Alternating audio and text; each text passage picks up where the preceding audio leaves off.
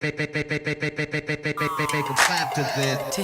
my appreciation for your support. Thank you, DJs. I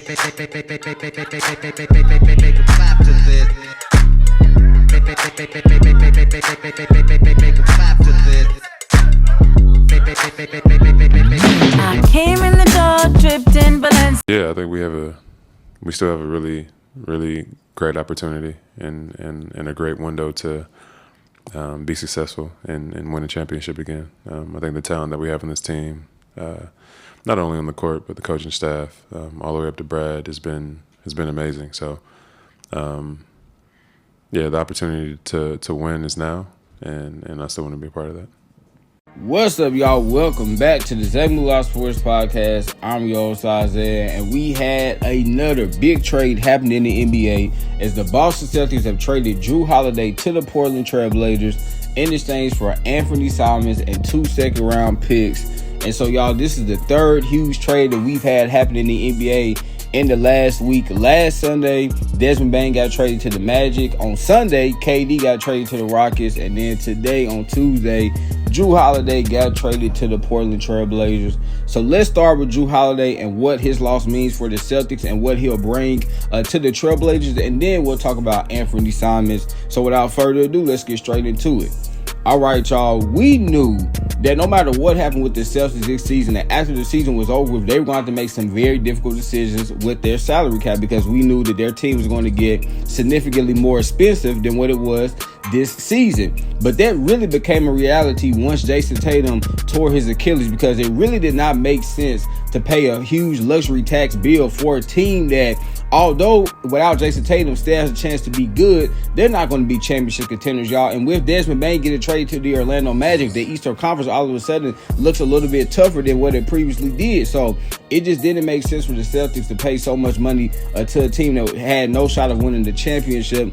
So they had to make the difficult decision of parting ways with a player like Jrue Holiday, who, for the moment he got there, y'all, I mean, he just immediately fit with their culture, their identity, because of his defense, his toughness, and he became the leader of their team. Although Jason Tatum and Jaylen Brown are better players than Jrue Holiday, he was definitely the leader on that team. He was the veteran, a spokesperson for that team, and so they're definitely going to miss his presence from that standpoint. But then also, y'all, Jrue Holiday is still a good basketball player, and I know he's getting a little long in the tooth. He's 35 years old, but he is still a really good defender. He's still a really good three-point shooter. So they're going to miss not just his leadership, they're going to miss his play on the court.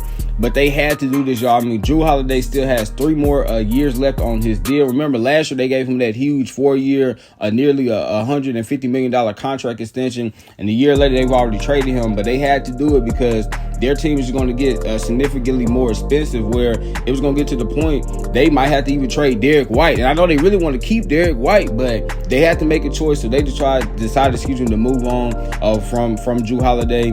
And when you look at this, y'all, it makes a ton of sense, because with this trade, they saved nearly $40 million in luxury tax payments, which is huge for this team, which might allow them to re-sign like an Al Horford or Sam Hauser, 2 players that are very integral part of their team. So it makes sense from that perspective.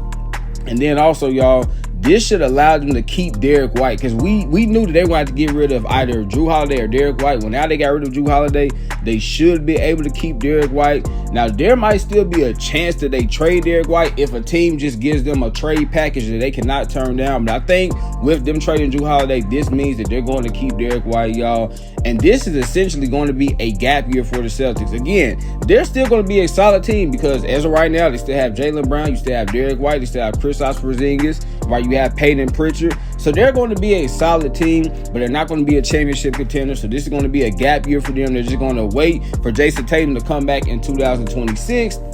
And hopefully then they'll be able to still, be the strong team that they were before he got injured. But it just makes all the sense in the world. Yes, losing Jrue Holiday is tough, but I mean, again, y'all, we knew they had to make some very hard decisions. And unfortunately, he was the player they decided to move on from. And then from the Portland Trail Blazers perspective, I actually like this for them. Now, Jrue Holiday, because his contract is so massive, he's basically going to be on their team for the next 3 years. Like, I know some people out there think that the Blazers might reroute him, but I don't think another team is going to be able to take on his salary, or his contract, because his salary is so much. So I think they're going to be locked into keeping Jrue Holiday. But y'all, I like this for them because the Trailblazers played really well late last season, man. Nearly made it to the play-in tournament in a very tough Western Conference, and now he's going to be able to go there, be a mentor for their young guards, Scoot Henderson, Delano Banton, Shaden Sharp. And so I really like that. They should be able to learn a lot from Jrue Holiday because he has a ton of experience in this league. And then, y'all, we know the Blazers have a very strong defensive core with Danny Avdija and Tamani Kamara. So I really love them adding another guy, Jrue Holiday, that's going to enhance their defensive intensity, enhance their defensive identity. So you really love to see that. And they get off Anfernee Simons, who I don't think they really viewed Anfernee Simons as being a long-term piece of their team, because they do have so many, other young guards from their team that really need to get playing time again. Shaden Sharp, Delano Banton, and Scoot Henderson. So I think they were willing to move off him, but bring in a really nice veteran player in Jrue Holiday that can still play at a high level, still provide you with some really elite shooting and some elite defense. I like it for them, y'all. So for the Celtics, I give them an A for this trade because, again, they were able to move off Jrue Holiday, and they get a nice young player in Anfernee Simons in return, who we're going to talk about here in a few moments. And then for the Blazers, I would give them a B. The only reason I'm giving the Blazers a B is because I'm really surprised they weren't able to at least get like 1 second-round pick out of this trade. I mean, it was pretty easy for the Celtics to move off of Jrue Holiday's contract. I didn't think it was going to be this easy. I thought that the Celtics were actually going to have some problems moving off of Jrue Holiday's contract because, his contract is so bloated. But the fact they were able to move off him and they didn't have to give up a first or second round pick is really surprising to me. So that's why I only could give the Trailblazers a B. But I like this trade for both teams. And now let's get into Anfernee Simons. So now let's get to Anfernee Simons and what he will bring to the Boston Celtics. And this guy is an incredible offensive talent. The last 3 seasons, he's averaged nearly 21 points per game, nearly 5 assists per game, while shooting 43% from the floor, 37% from 3, and 90% from the free throw line. And he's going to fit very well with what the Celtics do offensively, because we all know that the Celtics love to shoot a ton of threes, and Anfernee Simons loves to shoot a ton of threes as well. The last 3 seasons, y'all, he's averaged 8.8 3-pointers attempted per game. So he is right up there with Steph Curry in terms of 3-pointers attempted per game. He loves to shoot threes, but he makes a lot too. Again, he's shooting nearly 37% from 3 the last 3 seasons. So he's not one of these guys that's just jacking up a ton of threes but not making them. No, he can make them at a pretty high level, at an efficient level. But not only will he provide a ton of 3-point shooting to this team, but he gives them another ball handler, right? Because without Jason Tatum, right now, the only guy that they have on their roster that can really go and create shots for himself is Jaylen Brown. Because, Derek White, he's more of a two-way player. He's going to give you some really good 3-point shooters, some really good defense, but he's not one of those guys that can just truly take over a game. But Anfernee Simons, he can do that. We've seen him have, some 30 and 40-point games in the NBA. We've seen him have some big-time games when Damian Lillard was still on the team, and when Dame had to miss some games due to injury, Anfernee Simons, he was able to step up and have some really big-time offensive games. And so from an offensive perspective, y'all, I love what he brings to the Boston Celtics. He's also, I think, a very underrated passer. He's a guy that can initiate the offense and get, his teammates some open shots. So I love what he's going to do offensively for the Boston Celtics. But the reason, y'all, that I'm very hesitant about him being on this team for the long term is because of 2 things: his defense and his focus. Anfernee Simons is not a very good defender. He's probably one of the worst defenders in the NBA. And that's where they're really going to feel the loss of Jrue Holiday, because even though Anfernee Simons is a much better offensive player than Jrue Holiday, his defense, y'all, it pales in comparison to Jrue Holiday. And we know the Boston Celtics, they're all about defense. They're all about versatility.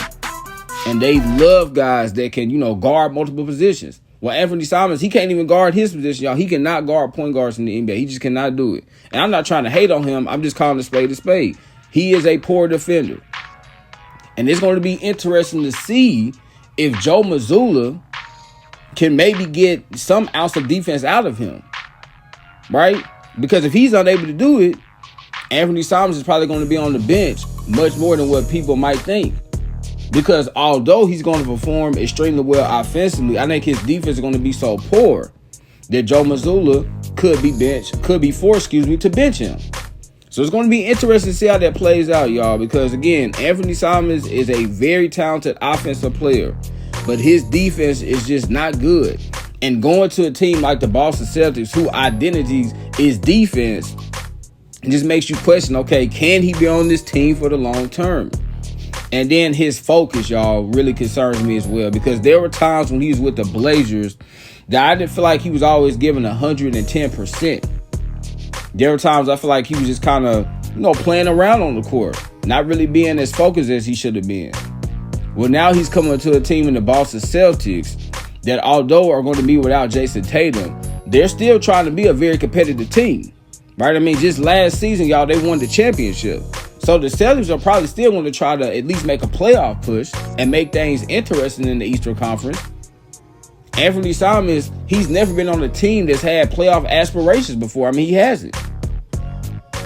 So let's see how he gets accustomed to this new culture that he's going to be a part of. Because when he was with the Blazers, they were trying to tank. They wanted to lose games. When now you're coming to a team in the Boston Celtics that have a championship identity, have championship DNA, and are still going to try to win games this season.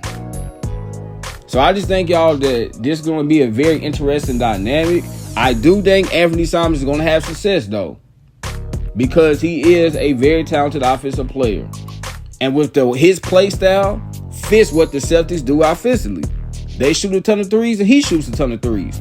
So offensively, it's the perfect marriage. It's just defensively, y'all, and then his focus, his attention to detail. Those are the two things that worry me. But as I stated earlier when I was talking about the Jrue Holiday side of things, I still like this trade for the Celtics because they get off, a big contract in Jrue Holiday. Even though Jrue Holiday, I still think, is a good player. He's an aging player. He's 35. You get a guy, Anfernee Simons, who's only 26, who's a better offensive player, but his defense is not up to par with Jrue Holiday. So it's going to be interesting to see how this trade plays out for both teams this upcoming season. But again, y'all, for the Boston Celtics, I give them a grade of A for this trade. And for the Portland Trail Blazers, I give them a grade of a B for this trade, man. So there y'all have it. That was my thoughts on the Jrue Holiday and Anfernee Simons trade. Remember, y'all, left a good message. So what? Make sure you get your daily dose. Y'all know I'm in it, man. I love y'all. God bless. Peace.